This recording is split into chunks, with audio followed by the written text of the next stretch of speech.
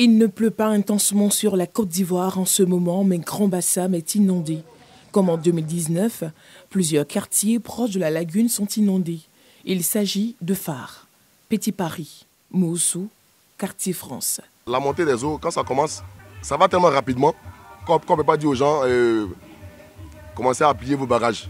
À cette période de l'année, les fines pluies de ces derniers jours ne règlent pas le problème dans la ville balnéaire. L'eau règne en maître dans un décor insalubre, ce qui rend difficile l'accès au domicile. Certains se déplacent avec des bottes, d'autres les pieds nus. C'est ici que Koulibaly Ouakaro vit, au quartier Odos 2 depuis 2007. Marié et père de 7 enfants, il est impuissant face à cette situation. On a un problème vraiment très sérieux. Bon, depuis le mois passé, on est dans l'eau ici, on ne sait pas comment on va s'arranger pour régler ce problème. Le matin, on s'est levé, on voit que vraiment l'eau là, vraiment s'est montée plus qu'avant encore.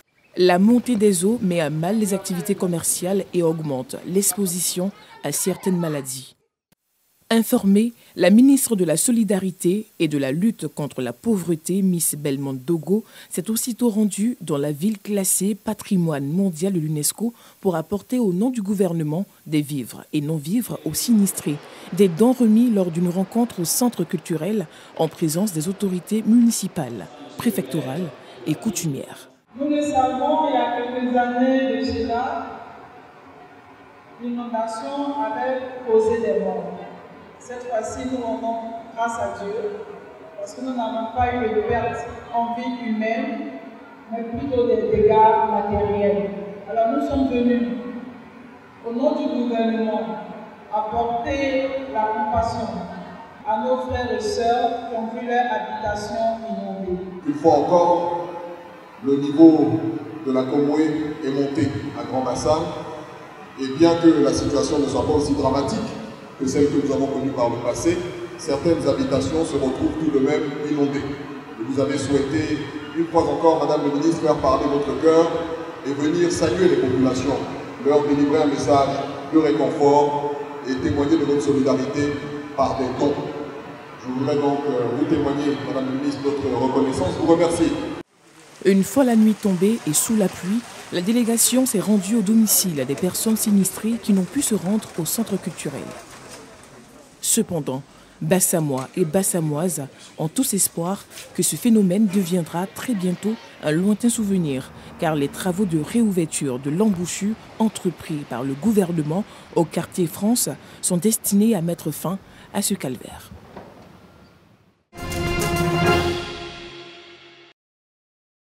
La Côte d'Ivoire, dotée d'un centre d'employabilité francophone dédié aux étudiants. Ce centre, qui vise à répondre à la problématique de l'insertion des jeunes après l'obtention d'un diplôme, dispose de 4 pôles de formation, notamment un pôle technique d'aide classique à l'emploi, un pôle de formation complémentaire, un pôle de certification professionnelle et un pôle de pré-incubation ou de préparation à l'entrepreneuriat. Logé à l'École normale supérieure, ENS, le centre a pu voir le jour grâce à l'agence universitaire francophone. Nous savons que trouver un travail pour les diplômés aujourd'hui pose beaucoup de problèmes par moment, pour certaines disciplines en particulier, et qu'aujourd'hui l'AEF a décidé dans le cadre de sa nouvelle stratégie pour les 4 prochaines années, de 2021 à 2025, de travailler prioritairement sur l'amélioration de l'insertion professionnelle. Ça témoigne aussi de l'excellente relation que nous avons avec toutes les universités publiques, comme privées d'ailleurs, qui sont membres de l'AEF. Sa création s'inscrit dans le cadre de la nouvelle stratégie 2021-2025 de l'Agence universitaire francophone.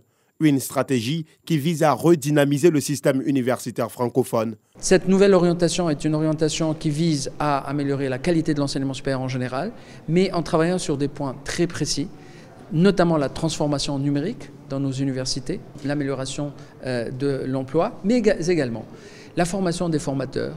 C'est un axe sur lequel nous travaillons également beaucoup ici en Côte d'Ivoire. Nous avons par exemple le programme Apprendre ou le programme IFADEM qui vise à former par des experts universitaires les maîtres du primaire et les professeurs du secondaire. Et ainsi on améliore globalement la qualité du système éducatif du primaire jusqu'à l'université. Une nouvelle orientation vient à point nommé, d'autant plus qu'elle s'inscrit dans la continuité des réformes engagées par l'État en vue de doter le pays d'un système universitaire performant. L'AUF a un rôle à jouer dans ces réformes parce que l'AUF est un outil de formation et donc nous allons ouvrir bientôt des assises et tous les acteurs seront réunis et l'AUF a vraiment son rôle à jouer.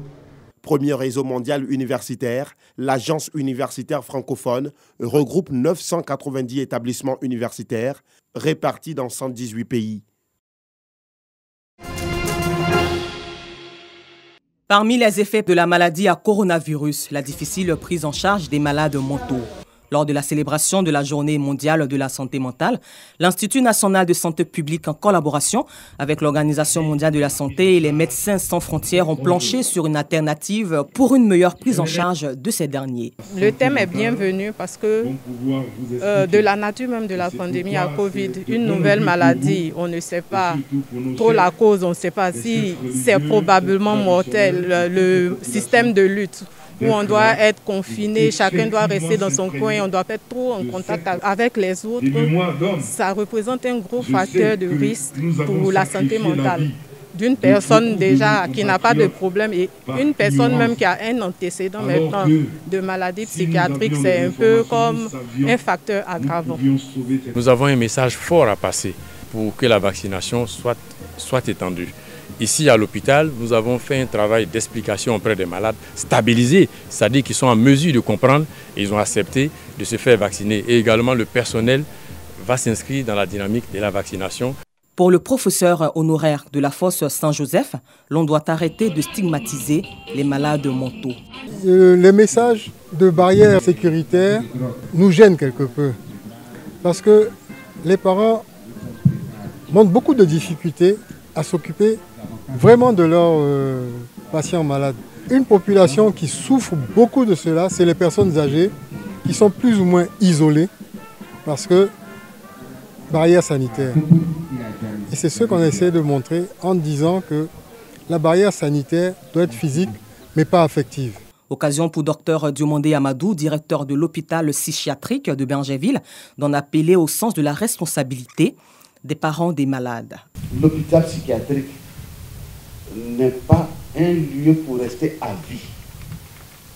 On vient à l'hôpital quand on est malade et quand on est guéri, on retourne à la maison. Mais malheureusement, il y a des malades qui sont refusés par leurs propres parents. On les envoie à la maison, les parents disent on ne le connaît pas. Et on nous dit non, gardez-le, faites-en ce que vous voulez. Célébration très bien perçue par les ONG, praticiens, guides religieux et chefs coutumiers qui accompagnent le gouvernement ivoirien dans la prise en charge et la réduction du nombre de malades mentaux. Être présent à côté de ces malades-là, c'est vraiment leur donner la force. Notre terre avec l'hôpital, c'est une fierté pour nous de nous occuper des autres. Vu qu'à chaque fois quand on va voir le professeur Yeo et le professeur Croix, ils nous font des formations, ils nous donnent des formations sur l'hygiène athénie dans nos centres. Et ils nous donnent aussi des produits, les gels ou bien les cache-nez qui nous permettent de pouvoir distribuer aux patients quand ils viennent dans nos différents centres. Voilà, dit que effectivement nous essayons de faire notre effort pour suivre un peu ce que les recommandations de l'État par rapport au Covid. Aujourd'hui, la santé mentale est le parent pauvre de la santé en Côte d'Ivoire. Nous voulons vraiment appeler nos autorités à avoir vraiment un regard sur la santé mentale qui aujourd'hui affecte beaucoup d'Ivoiriens. Célébrer tous les 10 octobre la Journée mondiale de la santé mentale est une lucarne pour rappeler au monde entier l'existence de ces malades et dénoncer les stigmatisations pour une meilleure prise en charge des malades. La manière n'a pas été au rendez-vous, mais les éliminatoires de la Coupe du Monde, seul le résultat compte. Opposés au Malawi, les éléphants de Côte d'Ivoire s'imposent difficilement de cette même formation dans le cadre de l'AT2 de la double confrontation. Une rencontre qui tourne rapidement à l'avantage des éléphants avec l'ouverture du score, signé Nicolas Pépi. Mais au score, la réaction malawite intervient à la 20e minute avec l'égalisation de Kounda Mouyaba. Un but partout à la pause. En seconde période, les Ivoiriens font le siège de la cage du Malawi.